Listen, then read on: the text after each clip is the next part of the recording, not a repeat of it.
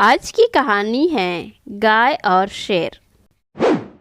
एक पहाड़ी के नीचे रामनगर नाम का एक गांव था।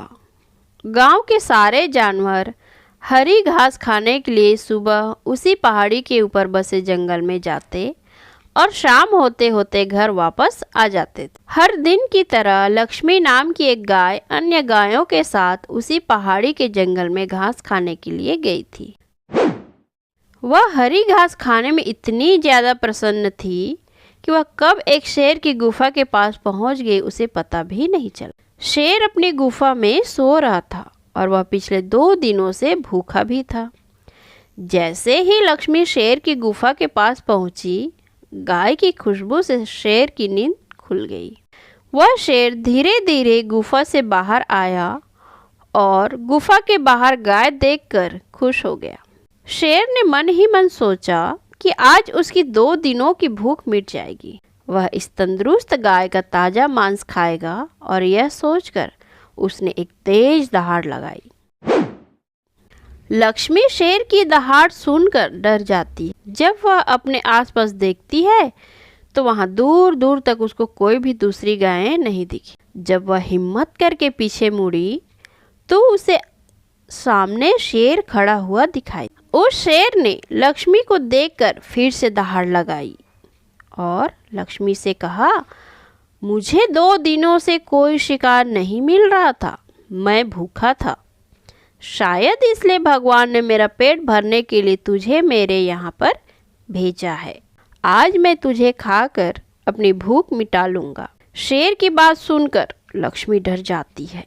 वह रोते हुए शेर से कहती है, मुझे जाने दो, मुझे मत खाओ। मेरा एक छोटा बच्चा है जो अभी सिर्फ मेरा ही दूध पीता है और उसे घास खाना अभी तक नहीं आया है। लक्ष्मी की बात सुनकर शेर हंसते हुए कहता है, तो क्या मैं अपने हाथ में आज शिकार को ऐसे ही जाने दूं? मैं तो आज तुझे खाकर अपनी 2 दिनों की भूख मिटाऊंगा। शेर के ऐसा कहने पर लक्ष्मी उसके सामने रोने लगी और विनती करते हुए कहती है कि आज मुझे जाने दो।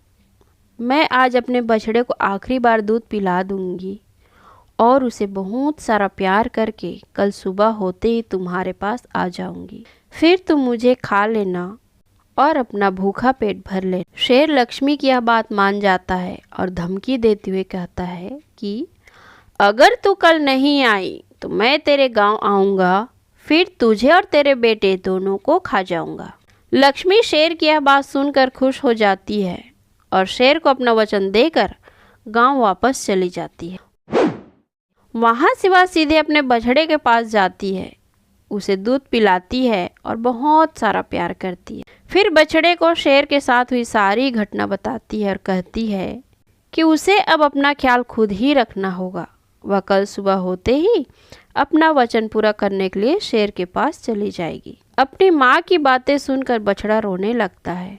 दूसरे दिन सुबह होते ही लक्ष्मी जंगल की तरफ निकल जाती है और शेर की गुफा के सामने पहुंचकर शेर से कहती है, अपने वचन के अनुसार मैं तुम्हारे पास आ गई हूँ, अब तुम मुझे खा सकते हो।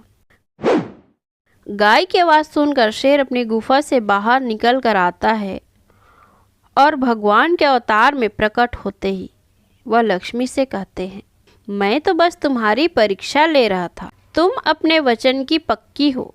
मैं इससे बहुत प्रसन्न हुआ। तुम अब अपने घर और बछड़े के पास वापस जा सकती हो। इसके बाद वे उस गाय को गौ माता होने का वरदान भी देते हैं और उसी दिन के बाद से सभी गायों को गौ माता कहना शुरू कर देते हैं। दोस्तों, इस कहानी से हमें यह सीख मिलती है कि हमें जान की बाजी लगाते हुए भी अपने दिए हुए वचन को पूरा करना चाहिए। यही हमारे दृढ़ व्यक्तित्व को दर्शाता है। दोस्तों, अगर आपको यह कहानी अच्छी लगी तो प्लीज़ चैनल को लाइक, शेयर एंड सब्सक्राइब जरूर कीजिए। धन्यवाद।